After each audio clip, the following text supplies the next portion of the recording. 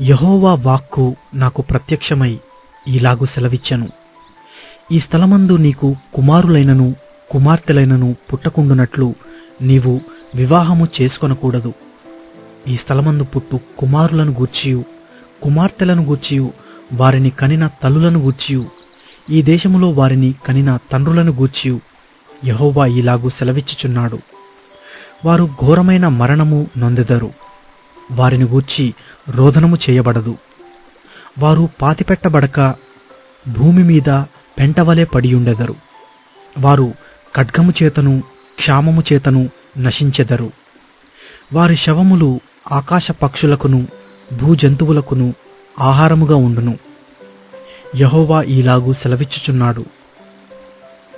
నేను ఈ ప్రజలకు నా సమాధానము కలుగునీయకయు వారి ఎడల నా కృపా వాత్సల్యములను చూపకయు ఉన్నాను. గనుక రోదనము చేయు ఇంటిలోనికి నీవు పోకుము. వారిని గూర్చి అంగలార్చుటకు పోకుము. ఎవరిని ఓదార్చుటకు వెళ్ళకుము. ఇదే యెహోవా వాక్కు. ఘనులేమి అల్పులేమి ఈ దేశమందున్న వారు చనిపోయి పాతిపెట్టబడరు. వారి నిమిత్తము ఎవరును అంగలార్చకుందురు. ఎవరును తమ్మును తాము కోసికొనకుందురు. వారి నిమిత్తము ఎవరును తమ్మును తాము బోడీ చేసుకొనకుందురు.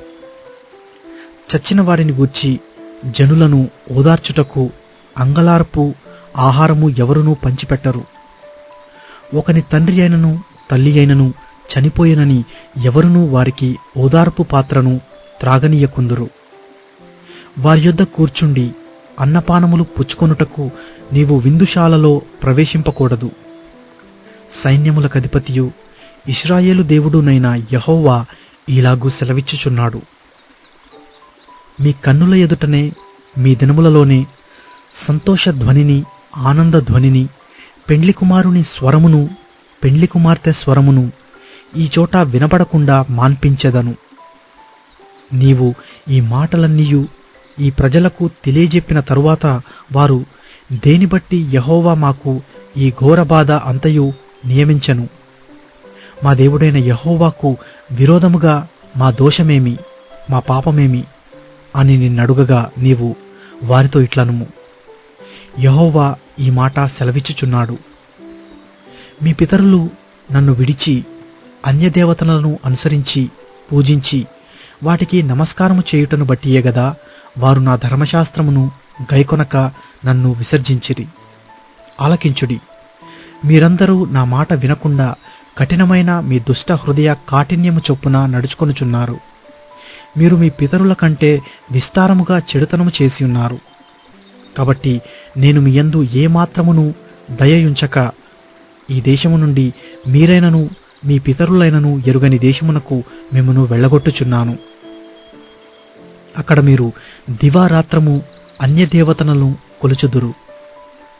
యెహోవా సెలవిచ్చు మాట ఏదనగా, నేను వారి పితరులకిచ్చిన దేశమునకు వారిని మరలా రప్పించెదను. కనుక రాబోవు దినములలో ఐగుప్తు దేశములో నుండి ఇశ్రాయేలీయులను రప్పించిన యెహోవా జీవము తోడని ఉత్తర దేశములో నుండియు ఆయన వారిని తరిమిన దేశములన్నిటిలో నుండియు ఇశ్రాయేలీయులను రప్పించిన యెహోవా జీవము తోడని జనులు ప్రమాణము చేయుదురు. ఇదే యెహోవా వాక్కు. వారిని పట్టుకొనుటకు నేను చాలామంది జాలరులను పంపించెదను.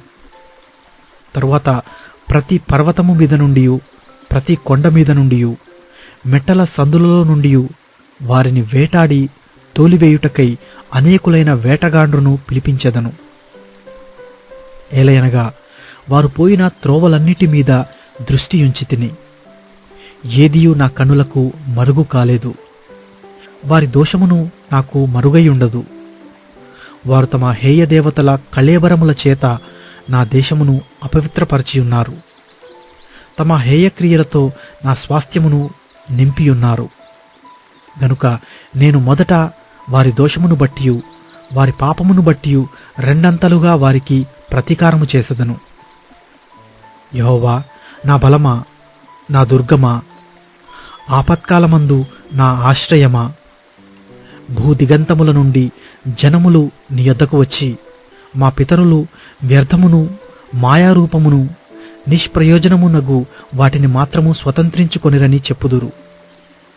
నరులు తమకు దేవతలను కల్పించుకొందురా? అయినను అవి దైవములు కావు. కాబట్టి నా నామము యెహోవాయని వారు తెలుసుకొనున్నట్లు నేను ఈసారి వారికి అనుభవము కలుగజేతును. నా బలమును నా శౌర్యమును ఎంతటివో వారికి తెలియజేతును.